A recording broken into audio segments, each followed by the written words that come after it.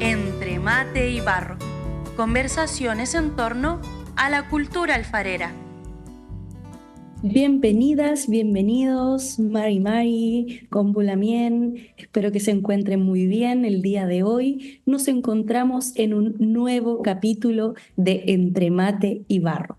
El capítulo del día de hoy se llama Estéticas del Huizún, Curaduría y Viaje Visual del RAC. Hoy día tenemos un invitado muy especial. Bienvenido, Demesio, Imio, Camio, ¿cómo estás? Mari Mari, Mari, Lamien. acá en Panguimapu, atentos y disponibles para esta conversa interesante, amena y también, digamos que rara para estos tiempos, puesto que estamos hablando de temas de la cultura que están en extinción, pero que vuelven a retomarse con fuerza. Esa convocatoria me interesa y agradezco la invitación. Muchas gracias, Demesio. Estamos muy contentas de tenerte en nuestro programa y claro, esto también es una conexión virtual, ¿verdad? En donde logramos como reunirnos. Está junto a nosotros también Guimara Praiwan e Inés Cheuquelaf.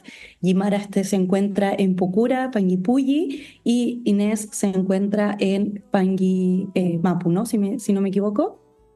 Panguimapu. Mari, Puñañas, ¿cómo están? Mari, Mari.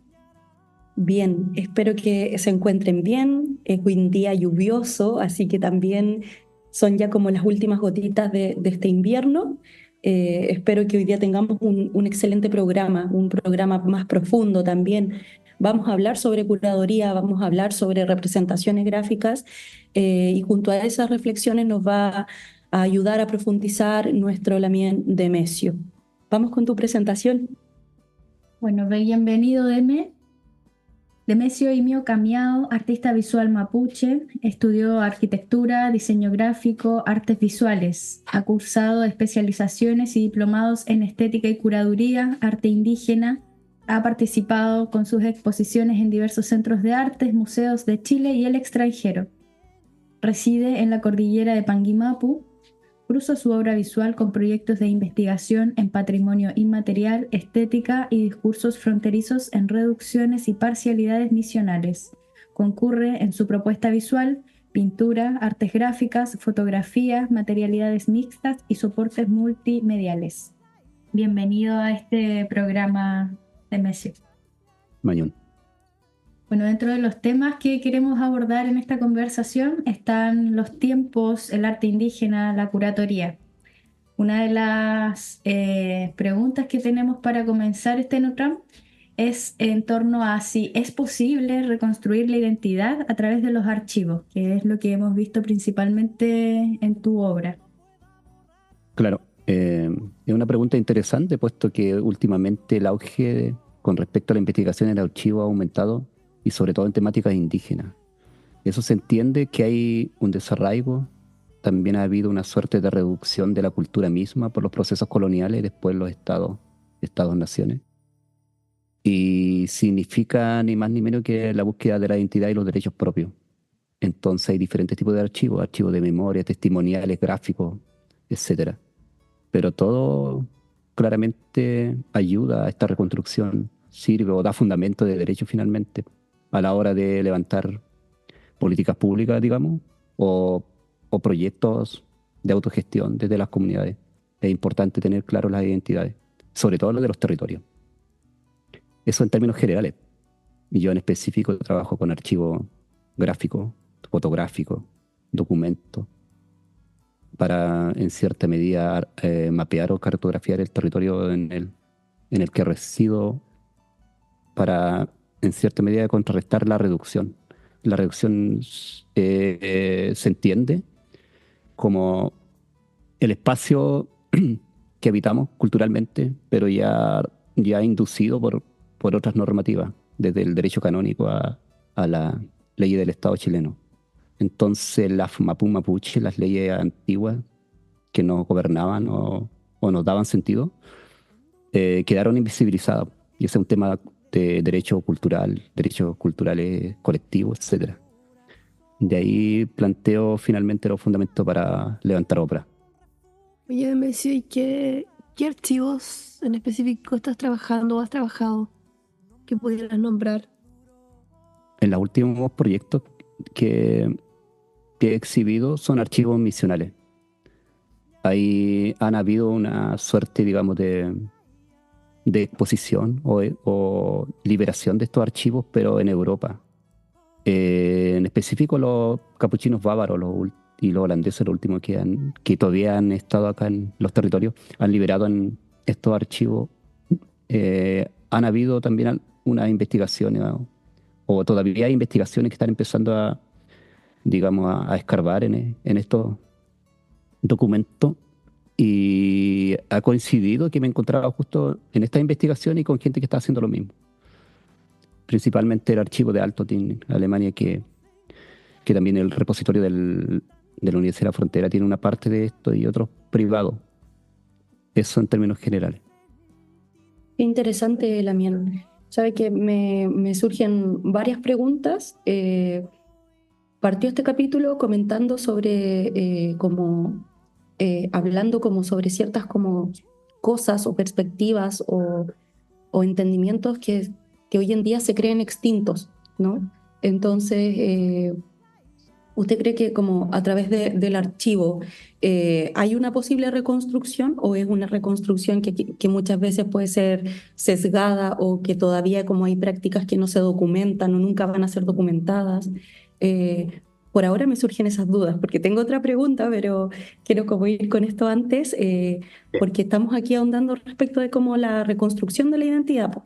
Entonces, de repente, ¿cómo juega, por un lado, el archivo versus también la construcción de la identidad en la vida cotidiana? Deberían ser complementarias. Y ocurre que si tú haces cotejo o contrarrestas las informaciones, a veces te encontrás con sorpresas, sobre todo del tipo territorial, político territorial o geopolítica, como se le llama. Por ejemplo, para ser específico, en los territorios misionales se habla de jurisdicciones. A veces incluso la jurisdicción misma son subdelegaciones del código canónico. Y si cruzas esa información con el Asmoñén, claro, resulta que no tiene correspondencia con el IRE o las formas territoriales de organización. Entonces hay varios elementos a reflexionar sobre como siempre digo, del derecho propio versus los demás derechos que nos cruzan como sujetos colectivos en este caso. Ni siquiera estamos pensando en sujetos de derechos chilenos, que también es un tema. También somos chilenos, también tenemos esos derechos, pero al mismo tiempo está el derecho canónico y el AFMAPUN, como digo.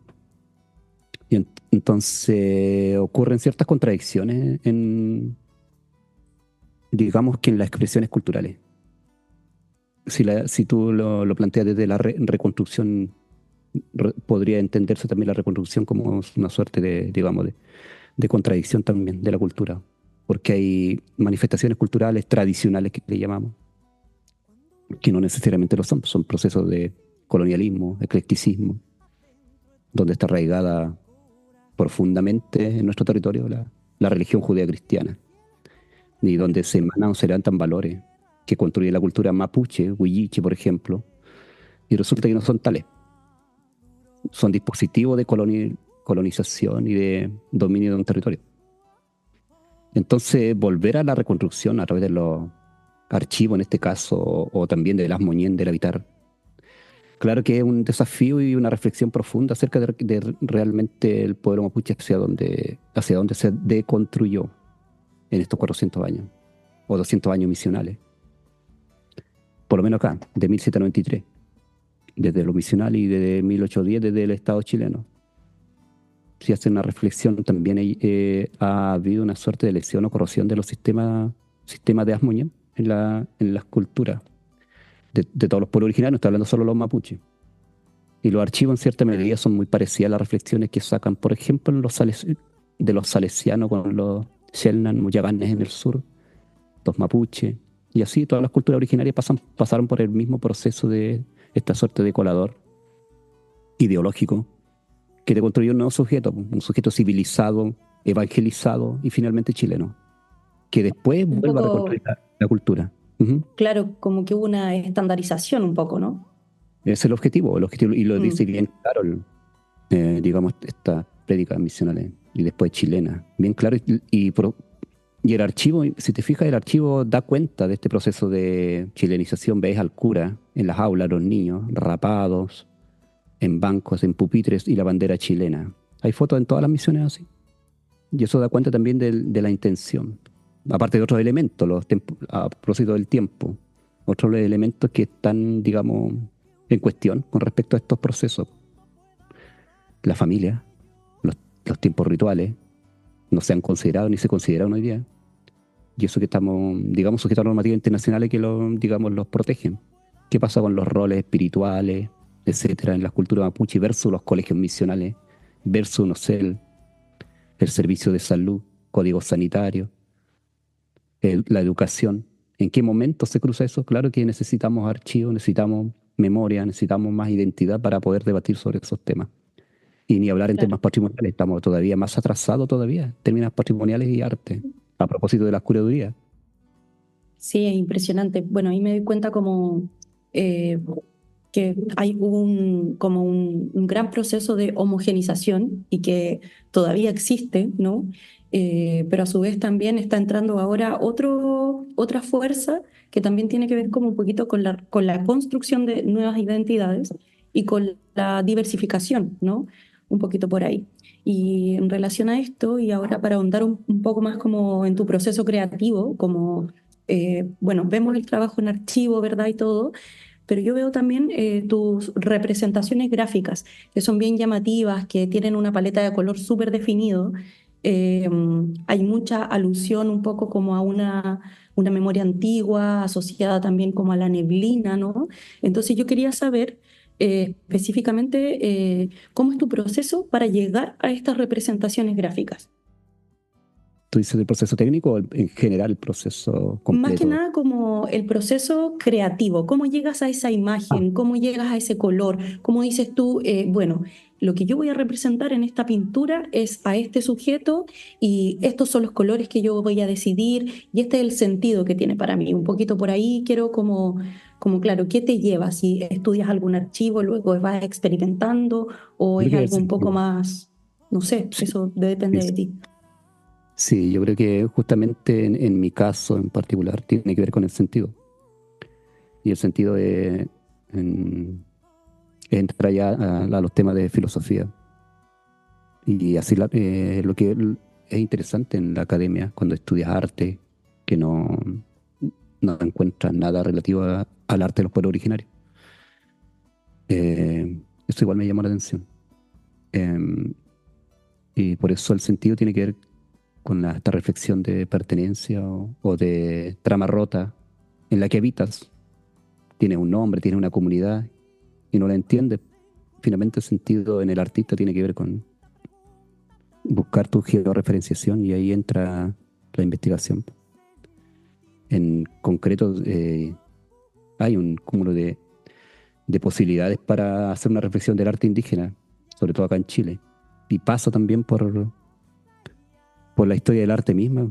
Si ustedes recuerdan, el barroco tenía un objetivo específico y llegó hasta acá en América.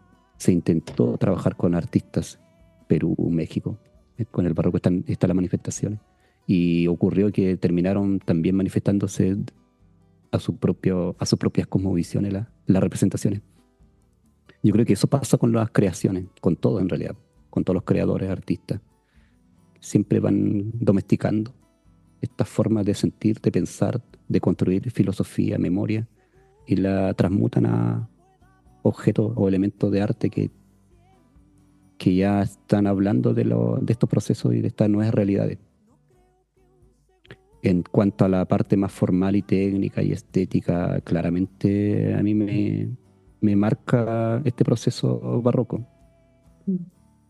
Y sobre todo el haber vivido y habitado la escuela, la misión escuela. Entonces tiene una formación ideológica demasiado deuteronómica, diría yo. Y obviamente eso te hace un calce con las expresiones, porque al final los artistas son los que traducen a tema estético todas estas cosmovisiones, po. El barroco es parte de eso. El tema de la narrativa también. A mí me encanta leer. Y en la lectura encontré también elementos para discursivos o estéticos, que finalmente yo lo hago visual. Yo soy artista visual, no soy de otras artes. Y claro que es un proceso de investigación, de mucha investigación, de mucha reflexión y también digamos que de impregnarse de tu realidad, que no es ni más ni menos que el territorio que habita y su posible extinción. Esa es una alerta si tenéis una sensibilidad con la visualidad, con tu entorno, el medio ambiente. Obviamente que la neblina tiene un significado, el pájaro tiene un significado, el cierto sonido tiene un significado y tú lo vas en tu obra misma, se va nutriendo de esto, porque al final lo que ocurre en todo artista y en todo el mundo es que si no sienten, no crean. Tienen que estar sintiendo lo que están haciendo. Y ese es un patrón general. Pero de ahí se puede todavía hacer reflexión acerca del color en la cultura mapuche, por ejemplo. Tenía la textilera todavía activa, todavía haciendo color, todavía sintiendo el color y construyendo memoria a través del color. Entonces hay muchas formas, incluso la greda. La greda tiene esos elementos que hablan de cómo visiones o formas de ver demasiado ancestrales y arcaicas, que vuelven a habitar y a construir memoria. Y eso igual lo encuentro parte de el desafío de los artistas indígenas contemporáneos. No, y Qué ahí interesante la miel. Pelé, sí. de que de mes Está- junto a Inés estuvieron haciendo la curaduría de mi proyecto exposición Contenedores de Memoria Ancestral. Entonces fue fundamental también el diálogo que mantuvimos durante el proceso creativo de la obra, porque Demesio me hacía preguntas súper puntuales, así como que, cómo interpretaba yo la grieta, qué significaba para mí que una pieza se rompiera, y preguntas que me llevaron a ese plano de la reflexión, de la filosofía y no tanto del cuestionamiento técnico como ceramista, ¿cachai? Como eso me hizo trabajar mucho el sentido del territorio también donde yo estoy abordando esta obra, que acá está el Rucapillán, ¿cachai? Como diálogos con el volcán. Quizás mi obra también está manifestándose más allá de como un fracaso, como uno lo viera técnicamente. Son esas expresiones, como me gustaría que pudieras abordar un poquito, Deme, el tema de la curaduría y de pronto situarlo en en este trabajo cerámico. Sí.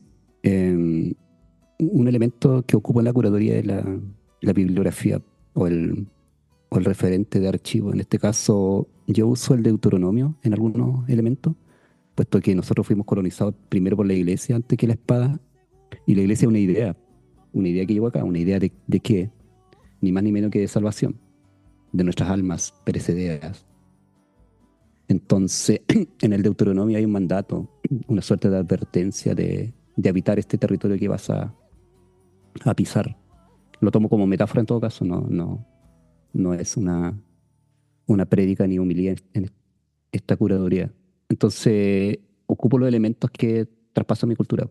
Tienes el tema de la evangelización, por este caso, el judeocristianismo, con todo el arcaico sistema de significaciones. Después tenéis también la forma del Estado chileno, la forma patria que tiene de colonizarte.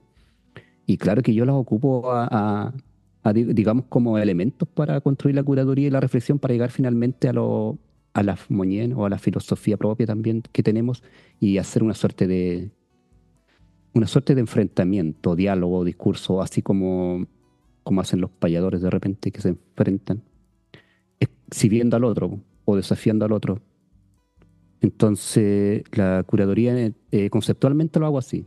Busco esos elementos, no necesariamente los voy a nombrar en la curaduría, pero lo busco en el ejercicio creativo de las personas, de lo que están proponiendo, para contrastar estas formas que hay ideológicas de cosmovisión o de construir el mundo, puesto que eso es lo que te está pasando finalmente hoy día, que incurrimos en una nueva cosmovisión que se le llama políticamente neoliberalismo, que finalmente es una nueva forma de ser más estandarizado aún en el consumismo.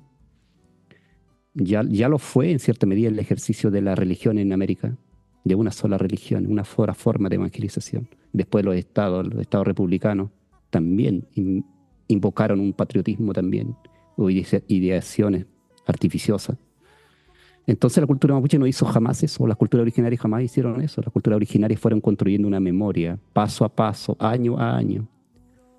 Una memoria que en cierta medida no se puede tampoco extinguir a rajatabla, a no ser que quieras empezar con el genocidio. Esa memoria construidas. No sé, me llega a la memoria el cuel o las mismas cerámicas encontradas que datan de muchos años,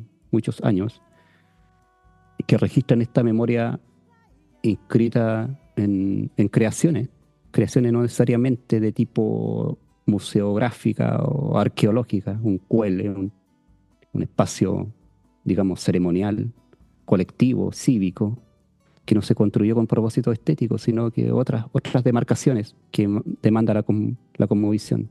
Una cerámica de muchos años también, o las formas de la cerámica. Entonces esa curaduría la hice pensando en esa forma de cómo interpretamos primero nosotros, con todo este bagaje cultural que arrastramos, nuestras propias representaciones o nuestros propios descubrimientos.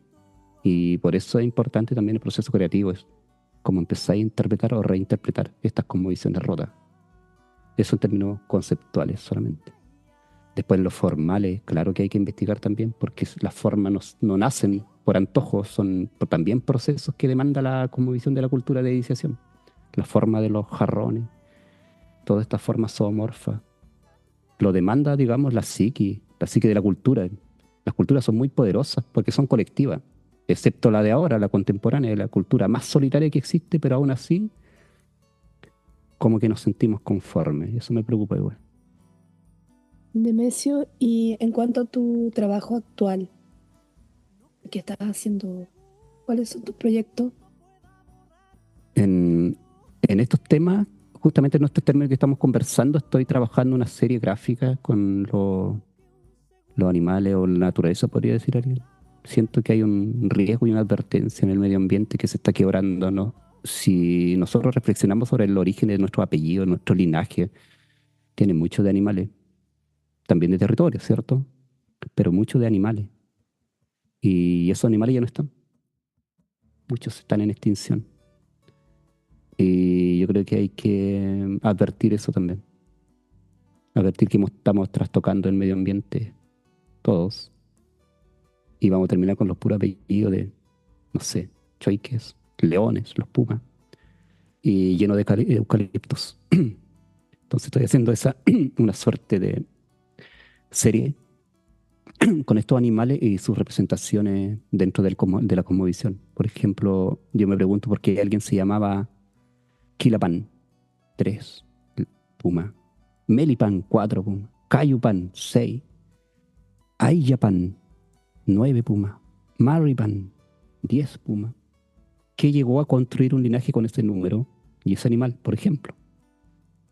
¿Por qué el futañén del Pañi habita en un lugar y se le rinde un guillatún, etcétera? Entonces hoy día no sé si tendríamos que cambiarnos los apellidos a eucalipto, porque nos estamos olvidando de la naturaleza de lo que significaba para el existir de nosotros. Yo siempre digo que cuando llega el judeocristianismo resulta que nos escinden de la naturaleza. Creíamos en la naturaleza, vivíamos de ella, estábamos estrechamente relacionados, pero cuando llega el Dios vertical, nos olvidamos del pan y del pájaro, del árbol, del agua, de todo. Porque eso va a estar después en el paraíso. Esa es la promesa que en cierta medida nos trastocaron. La visualidad, una promesa, una metáfora de visualidad. Ese paraíso, donde está todo perfecto. No sé si hay eucalipto en el paraíso, habría que advertir también eso. Eso, como proyecto. Lo estoy adelantando, pero está ya en... Y otro proyecto también, tengo que hacer una carpeta de murales, tengo ahí unos requerimientos con temas históricos y patrimoniales. También yo supe, me contó una pajarita que están haciendo un proyecto también allá en San Juan de la Costa, en Panguimapu, sobre una galería de arte. Ah, sí, se me quedaba eso en la memoria.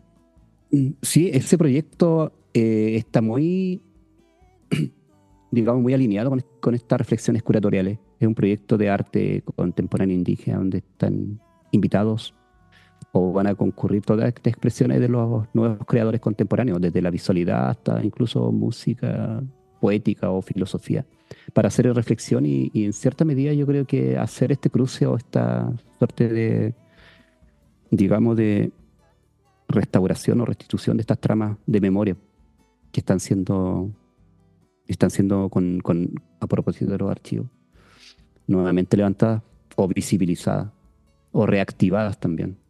Ese es el proyecto Galería, que por tanto tenemos un proyecto de inauguración en el mes de octubre-noviembre con artistas del territorio mapuche, incluyendo a Jimara. Y también hay una artista que trabaja con fibras vegetales, de todas las artes, en realidad, yo creo, pero visualmente por el momento. Mañún, Deme. Bueno, ya vamos a ir cerrando este capítulo. Pasó volando el tiempo. A propósito del tiempo, muy interesante escucharte. Bien, estoy muy, muy, muy agradecida, Demesio, de escucharte, de escuchar a Inés, también las reflexiones de Guimara que entregaba cuando trabajó junto a Deme. Me parece como esencial las palabras que mencionas en relación a trabajar junto al contexto, el hacer advertencia a lo que está pasando. Eh, Eso me parece muy importante, con eso me quedo, el hacer la advertencia frente a nuestro contexto y el ver, porque claro, obviamente nuestra identidad no está tan lejos como creemos, está aquí mismo, está junto a nuestro territorio. Y esto también es algo que hemos venido mencionando en otros capítulos, así que muchas, muchas gracias, Lamien, por estar junto a nosotras, por conversar, por entregarte, por contarnos sobre tus procesos creativos. Y se vienen nuevos desafíos también para la curaduría de los pueblos indígenas, ¿o no? Estamos así tratando de trabajar en esto, tratando también de darle fuerza, de darle herramientas, y esperamos que este programa también sea una herramienta. Que esté muy bien, Guimara, si quieren dar algunas palabras, Inés. Yo estoy un poquito resfriada, pero por eso esta voz. Mañum, Demesio, por compartir tu trabajo de tantos años en realidad, y qué bueno que se estén abriendo nuevos espacios para el arte indígena en el sur, que es algo que se necesita hace rato, porque todo lo que está ocurriendo respecto a esta categorización del arte, por poner un nombre, ocurre en el centro del país. Entonces, bueno, que podamos acercar igual a las comunidades y a la gente de los territorios estos haceres. Y ojalá que, bueno, esto ya es una idea que ya han implementado en RACMAP, y hace rato que están trabajando, entonces vamos expandiendo igual el trabajo para trabajar en red y seguir potenciándonos todos, y también a los territorios de forma mancomunada. Así que eso. Mañún ñañas. Mañú Ñaña, igual gracias por la invitación y siempre invitada a seguir conversando. Y como les indicaba, vamos a tener un espacio, galería, taller, museo para hacer más encuentros, seminarios y conversas de este tipo.